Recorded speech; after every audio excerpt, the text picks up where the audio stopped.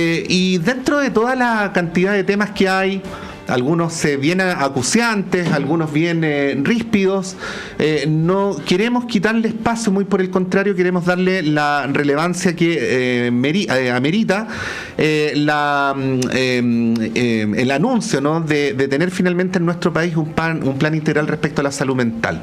Este es un asunto que, muy lamentablemente, lo voy a decir introductoriamente como periodista, se suele hablar a propósito de cuestiones puntuales, a propósito de que alguien dijo tal o cual cosa, pero las situaciones en los colegios, lo ocurrido en la pandemia, en general el modo de vida que tenemos, hace que, sin que nos demos cuenta, muchos de estos asuntos tienen que ver en nuestra dinámica cotidiana con la salud mental. Así es que en buena hora esta conversación saludamos a la subsecretaria de Salud Pública, Andrea Albagli. Muchas gracias, subsecretaria, por venir esta mañana.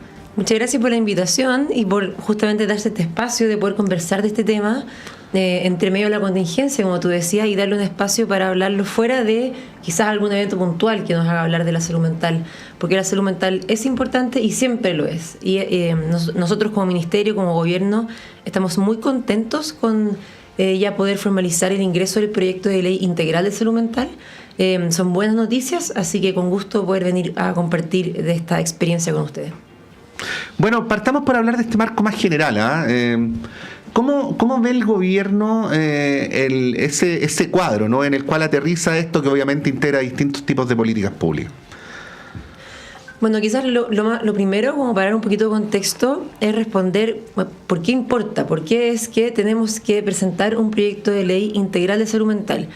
Y ahí uno puede tomarse de distintos componentes. Lo primero es recordar cuán importante es la salud mental para la salud pública en Chile. Y eso uno lo puede explicar o traducir en diferentes indicadores y argumentos, pero cuando hablamos de salud mental eso puede ser complejo porque hay muchos diagnósticos.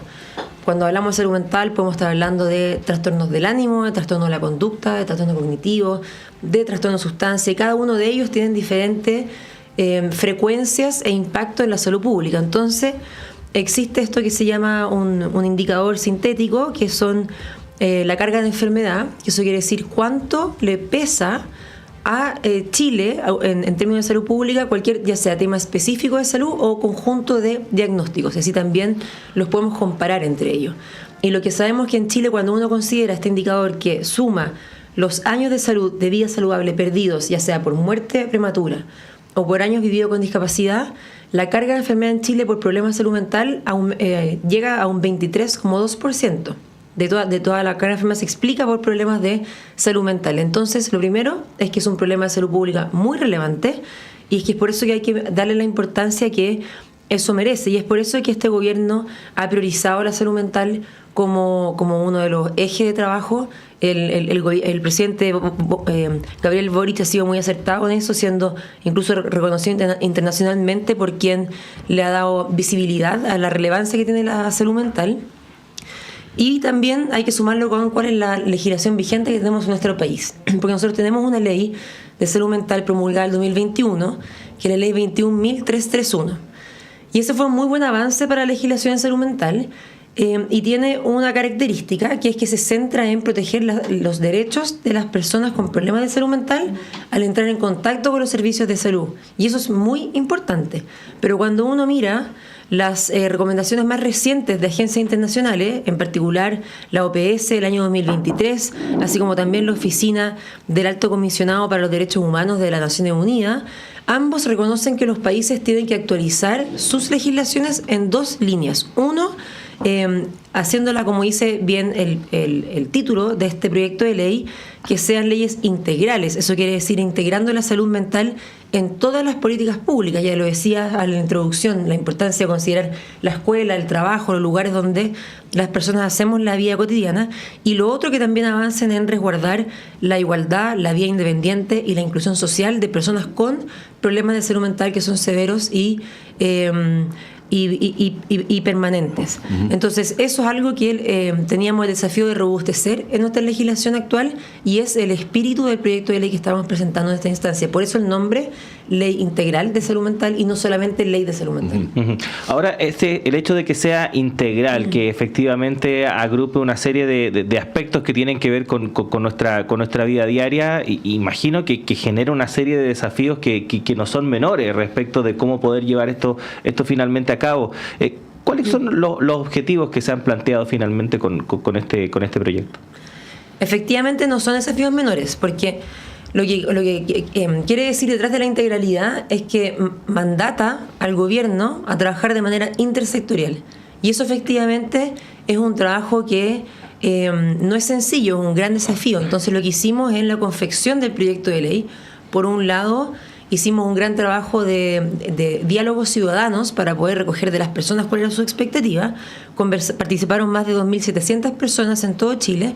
Y menciono esto porque en esos diálogos una de las cosas que se reiteró mucho fue justamente esta idea de la integralidad, de cómo el sector salud tiene el desafío, el deber de poder alcanzar, lograr proteger la salud de las personas fuera de nuestros consultorios, fuera de nuestros hospitales, en otros espacios.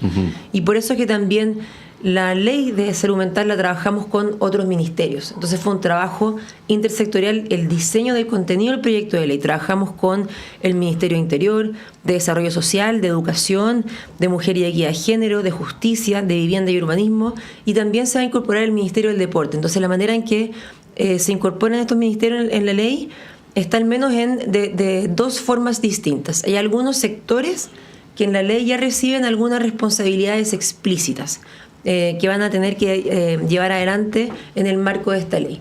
Pero además lo otro que hace la ley es que crea un comité interministerial que va a juntar a todos esos ministerios y que van a tener como responsabilidad el diseñar una política nacional de salud mental para el país, considerando las responsabilidades de cada una de sus carteras, y ahí también tomando las decisiones de cómo eso se implementa a través de un plan de acción, con los recursos que requiere, los indicadores de seguimiento. Eso es algo que hoy día en Chile no tenemos. En Chile tenemos planes nacionales de salud mental que ha emanado el Ministerio de Salud, que han sido muy buenos instrumentos para proyectar a largo plazo la política sectorial de salud, es decir, del sector salud, pero eso es justamente la limitación que estamos intentando resolver en este espacio, y es por eso que genera este comité interministerial que tiene que planificar esta política nacional de salud mental, considerando cómo puede contribuir el Ministerio de Educación, cómo puede contribuir el Ministerio de Vivienda, cómo puede contribuir Justicia y Seguridad, y los diferentes ministerios, también como el Ministerio del Deporte, que es algo que ya hay mucha evidencia que reconoce cómo el deporte está ligado con entregar una mejores niveles de bienestar y de esa manera salud mental a la población. Sí, dos preguntas en una, subsecretaria. La primera, ¿existe un consenso de que en estos tiempos buena parte de las políticas públicas tienen que ser tratadas con diálogo entre ministerios, ¿no? Esta idea de los compartimentos estancos como que ya no va mucho?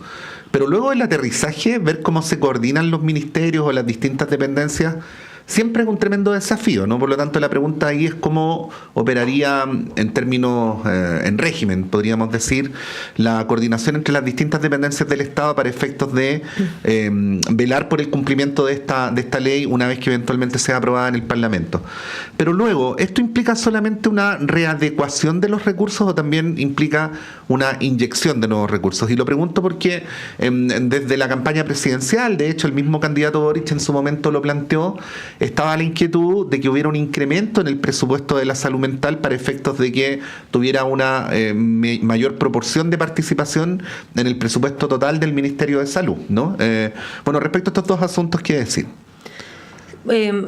Para poder aterrizar este concepto de la integralidad, parte de los recursos que reconoce el proyecto de ley son aquellos que están destinados para algo que es muy concreto, es muy práctico, pero es importante para poder llevar adelante este trabajo de una manera coordinada, que es que se instale una Secretaría Ejecutiva de esta Comité Interministerial que va a estar conduciendo el Ministerio de Salud. Entonces van a haber va a haber un espacio, un equipo de personas destinado específicamente para eso, para poder coordinar el trabajo entre todos estos sectores en el desafío que van a tener de levantar esta política nacional de salud mental, en la cual cada uno de los sectores también va a tener que ver cómo dentro de su cartera, al asumir ciertas responsabilidades específicas en este plan nacional, también cuáles son los presupuestos de ese sector que puede poner a disposición de este fin común. Entonces ese es un elemento.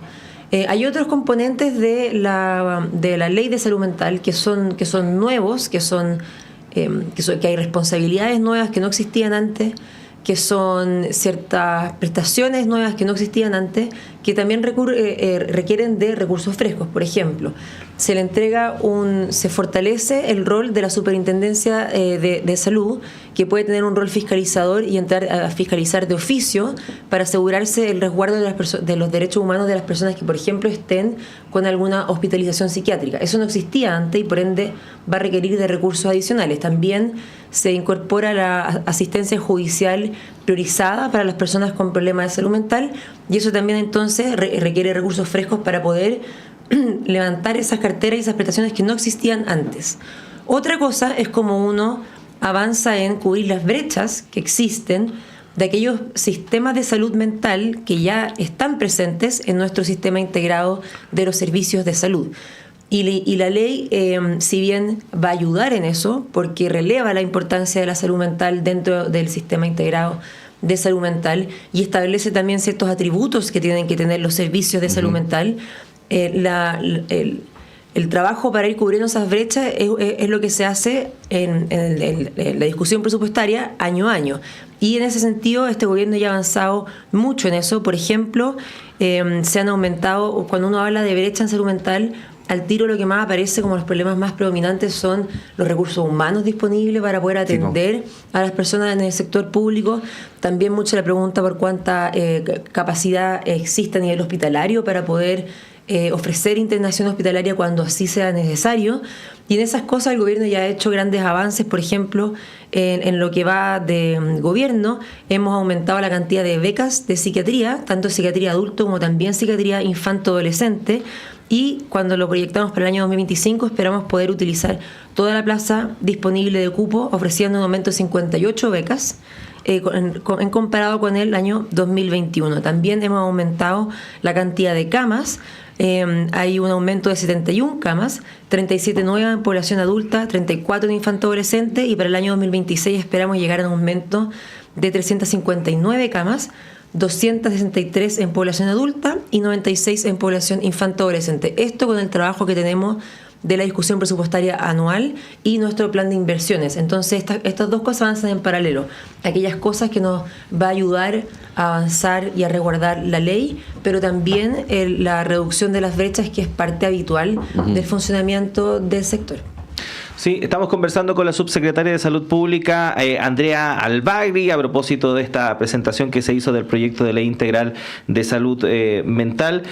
Subsecretaria, me acabo de botar una cosa aquí. Subsecretaria, ¿qué nivel o qué tipo de diagnóstico podemos hacer respecto del estado actual de la salud mental en nuestro país? Porque hablamos mucho, por ejemplo, respecto de la violencia, cómo esto se expresa en una serie de situaciones que tienen que ver con el crimen organizado, pero hechos violentos, por ejemplo, vivimos a diario en nuestro país en distintas comunidades. Vemos lo que pasa, por ejemplo, en las comunidades escolares, la situación bien compleja que tienen que abordar funcionarios de la salud que constantemente están en una situación de estrés y de tensión producto de una serie de materias, y así podríamos extendernos en diversas áreas. ¿En qué punto estamos actualmente respecto de la presentación de este proyecto y el estado actual del problema en nuestro país?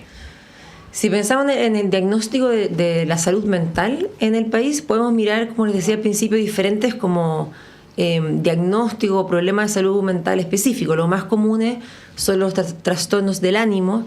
Tenemos una alta prevalencia de personas que viven con depresión, con trastorno ansioso. También tenemos una alta prevalencia de consumo de alcohol, y esto es algo que también hace esta ley, es reconocer que los trastornos por consumo de sustancias son problemas de salud mental y que tienen que ser acogidos también en nuestra red de salud, en particular en la salud mental, porque en ocasiones ocurre que los equipos clínicos, cuando se enfrentan a alguien que tiene un trastorno de dependencia, no necesariamente se asocia o se reconoce como un problema de salud mental, y es más difícil también entonces acoger de una manera adecuada los flujos de atención para esa persona. Esto es algo que también viene a reconocer esta ley. También tenemos un problema creciente no solo en el país, sino que en el mundo. En la medida que envejece la población, también va aumentando la prevalencia de personas que viven con algún grado de demencia, y eso va significa un desafío creciente para nuestros sistemas de salud, y no solamente los sistemas de salud, sino que los sistemas sociosanitarios, para poder entregarle el apoyo que las personas requieren para poder mantener su vida independiente en estos contextos. Entonces, el diagnóstico en salud mental uno puede verlo por cada una de las aristas específicas, y es por eso que yo les decía al comienzo este indicador conjunto que nos habla de si uno pudiera traducir eso en cuanto impacta el conjunto de problemas de salud mental en el país. Eso explica el 23% de los años de vida de salud que las personas en Chile pierden, tanto sea por mortalidad prematura como por años vividos con discapacidad. Eso como en el estado del diagnóstico de salud. Si lo miramos ya en el estado de la red de salud, cuánto da respuesta, Chile la verdad es que está en un bastante buen pie, porque incluso cuando pensamos cuando comenzó el GES con la reforma del año 2006, que se instalan los primeros problemas de salud que gozan de garantías explícitas en salud, ya se incorporaron problemas de salud mental en ese primer paquete de problemas priorizados dentro de la ley del régimen de garantía explícita en salud, como por ejemplo la depresión en mayores de 15 años, también el uso de sustancias, el trastorno de esquizofrenia, de bipolaridad.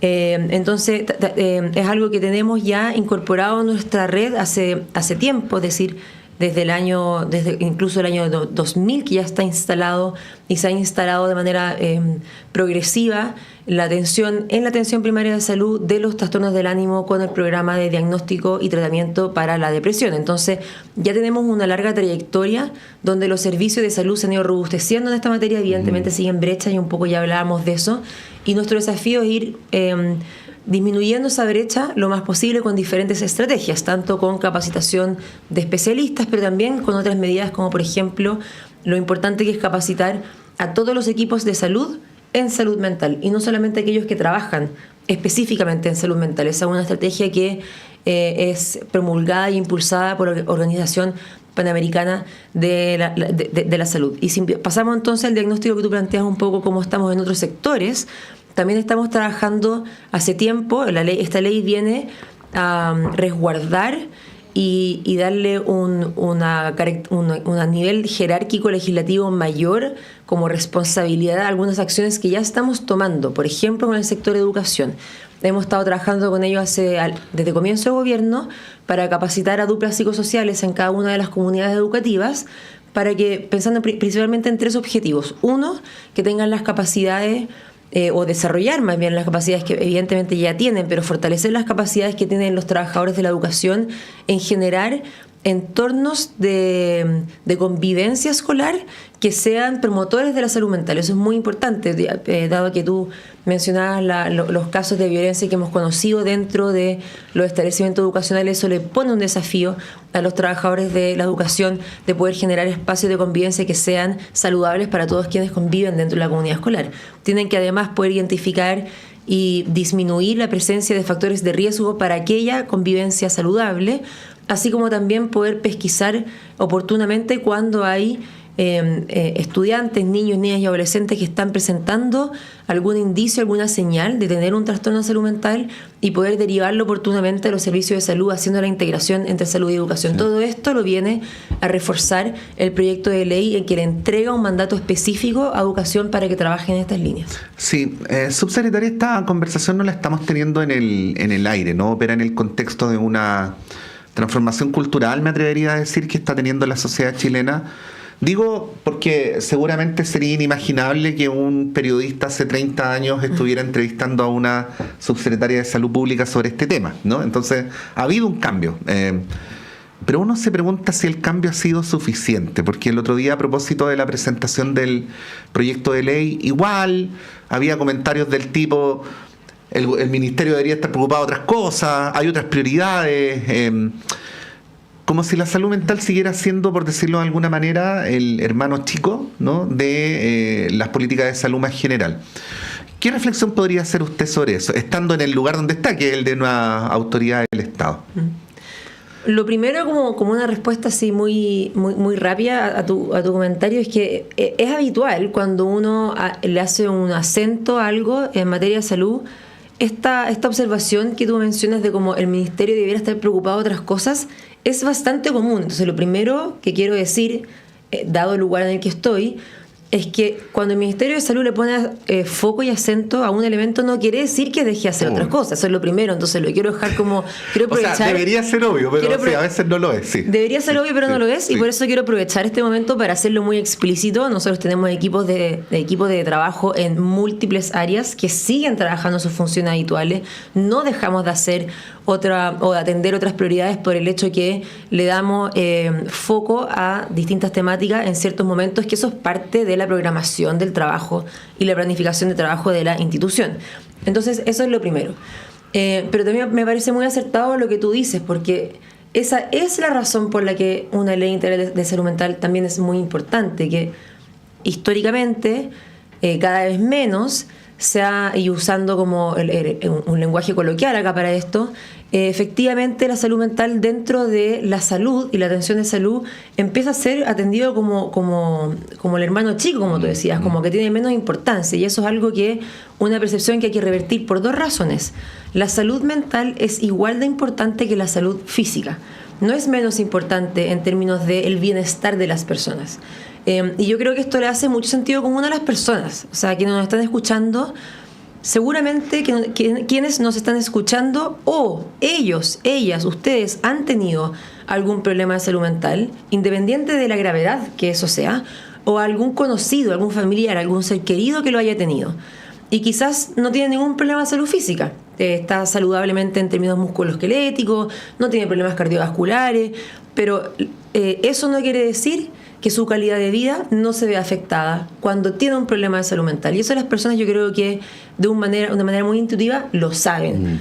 Entonces el desafío de nuestros servicios de salud es poder efectivamente estar a la altura de esto para entregarle de manera equiparable la importancia y por ende la distribución de recursos. Equiparable me refiero porque no son iguales, pero que sean que se le dé la importancia en su debido mérito a las atenciones de salud mental con la atención de salud física. Y lo otro que también es muy importante es que no solamente cuando uno habla de que son igualmente importantes, uno pudiese de alguna manera dejar como que insinuado o sugerido que son además problemas que son independientes de sí, como que la salud mental no estuviese relacionada con la salud física, ni la salud física relacionada con la salud mental, y eso no es así. La salud física y la salud mental están interconectadas de muchas maneras.